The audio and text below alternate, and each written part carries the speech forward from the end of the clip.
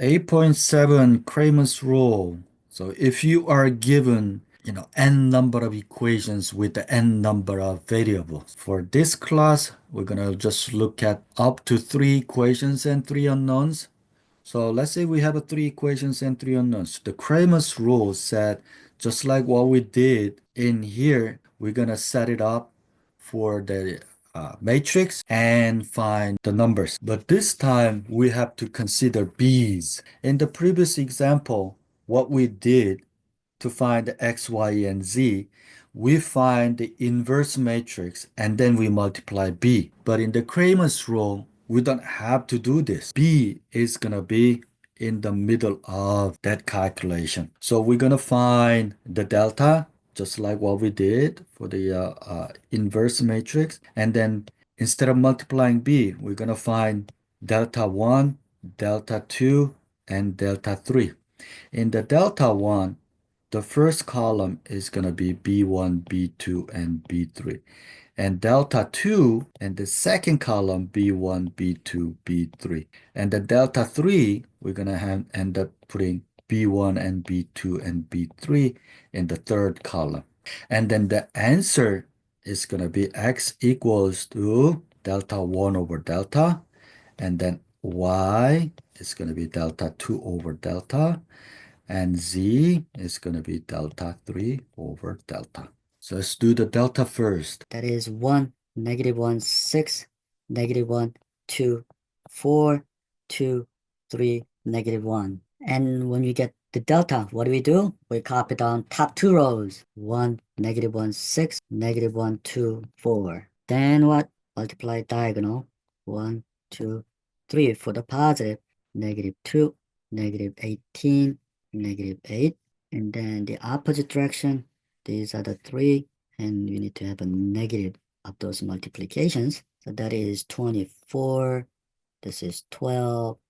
This is -1. So the delta, -24, -12 plus 1 for the left side, -2, -18, -8 for the right side. That is -35 minus 28. That is -63.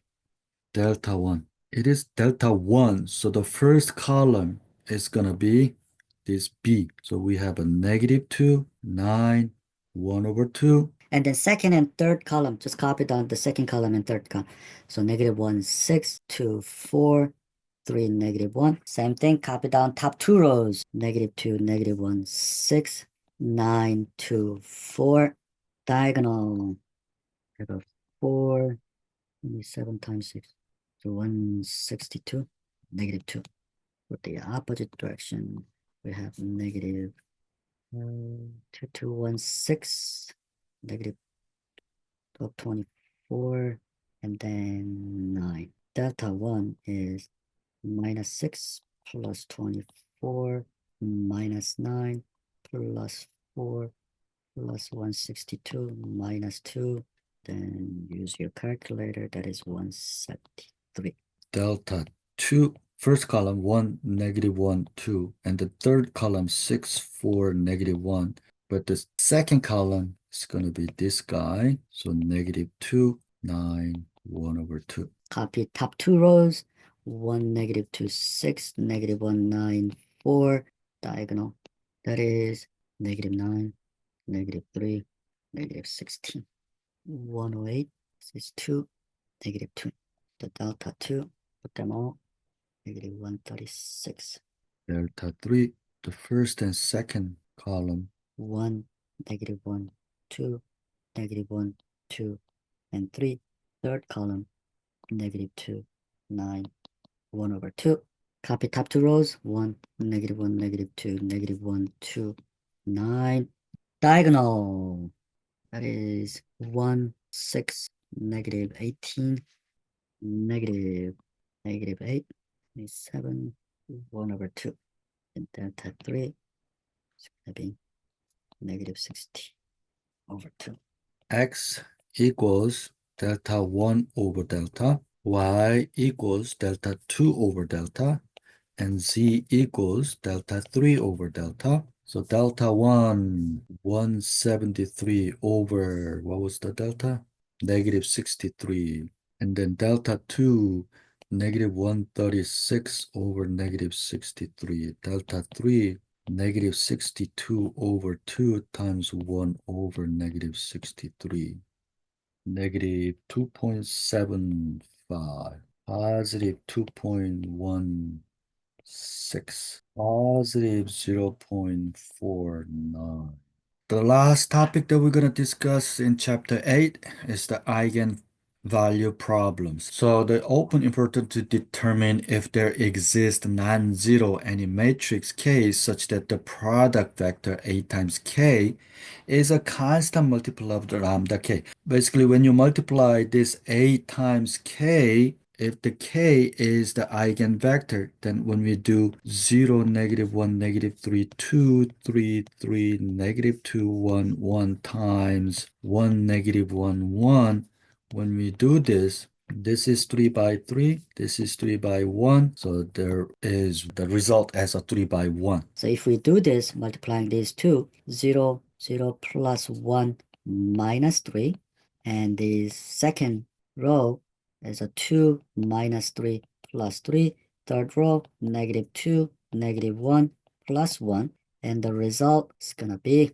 -2, +2, and -2. That means the result is -2 times 1, -1, and 1. Which is k as a -2 times the eigenvector, which was 1, -1, and 1. So it's a kind of the gain that we can find. So we have k multiplied to some matrix, we end up getting k times something as a product. So we know the input and we have a system. You multiply that input to the system, the output is going to be some portion k times of the input. So the output we can project. So that's the beauty of the eigenvalue and eigenvector. So how you find the eigenvalue and eigenvector? Here is how we do it. So you need to multiply determinant of a minus lambda I equals to 0, eigenvector using this equation. So you need to know these two. So those are the two equations you want to copy down. And when you have an exam, use these two equations to find eigenvalues and eigenvectors. Let's do this. So we have A is given like this. First thing we want to do, determinant of A minus lambda I. A and I is a matrix. That's why I'm going to write it as a bold. We need to let that equal to 0. So determinant of A minus lambda I. A, 3, 4, -1, 7, minus lambda I is what? Identity matrix, 1, 0, 0, 1. That means 3 minus lambda, 4, -1, and then 7 minus lambda. So this is the first time we are working on this determinant A minus lambda I. That's why I just spelled that out, right? Like this A minus lambda and identity matrix. But next time, you can just look at this. The diagonal, this 3 and 7, always this diagonal, we're going to subtract to lambda. You can go from here to here directly, saying 3 minus lambda, 3 minus lambda, 7 minus lambda is a diagonal, and the rest as it is. And then this is the determinant. What do we do? AD minus BC. So that is AD, 3 minus lambda, 7 minus lambda, minus BC, 4 times -1. Now we need to let that equals to 0. Then we have 21 minus 10 lambda plus lambda square plus 4 equals lambda square minus 10 lambda plus 25. That is lambda minus 5 square. From here, we have lambda equals to 5, lambda equals to 5. And lambda 1, I'm going to call lambda 2. Step number 2, A minus lambda I bar 0. So step number 2, we need to do the matrix A minus lambda I bar 0. So we have A here minus lambda I1001 bar 00. The lambda we just calculate is 5. That means we have 3 minus 5, which is -2. 4 is as it is, and -1 as it is. And then 7 minus 5, which is 2 bar 0, 0. Once you get to here, we need to apply Gauss-Jordan elimination. Gauss-Jordan elimination said we need to make element 1, 1. We need to make to 1, right? And then element 2, 1, element 3, 1. We need to make them 0 using R1. We can divide first row by -2, then it's 1, -2, 0. And then we want to make the second row, first column to be 0. Then R1 plus R2, put it back to R2. R1, we have 1, -2, 0. R2, -1, 2, 0. And we add 0, 0, 0.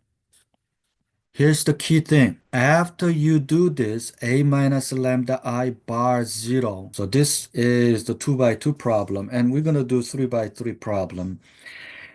Always there are going to be one or more all zero rows, 0, 0, 0. We're going to call this as a lowercase k1 and lowercase k2. Our objective is to find the k1 and k2, but for eigenvalues and eigenvector, we won't be able to find exact k1 and k2. Why? Because one or more row is going to be 0, just like this. That means not exact number for k1 and k2, but some relationship between k1 and k2. Just like what we did in the previous example. We said this times this equals to this. So from here, I can say k1 times 1 minus 2k2 equals to 0. That means from here, we cannot find the exact value for k1, k2, but we say k1 is always going to be equal to 2 times k2. Eigenvector capital K1 is as long as the relationship of this guy is satisfying, that's fine. So you let K2 as a 1, K1 is going to be 2. If you let K2 as 5, K1 is going to be 10. If you let K2 as a -2, then it's going to be -4. All of this, I mean, there's an unlimited number of answers available in this case. So just make it easy or quick. So typically you want to have this kind of relationship. You want to substitute K2 as a 1. That's the easiest and fastest one. Don't ever, ever put K1 or K2 equals to 0. This will give you 0, 0, 0. That's not acceptable. And since we have two lambda, lambda 1 is 5, lambda 2 is 5, I want you to have two eigenvectors. K1 is here, K2 is here. Since we have a same lambda, so you can use same relationship. But we'll see another example, and if they are different, then you have to give different numbers.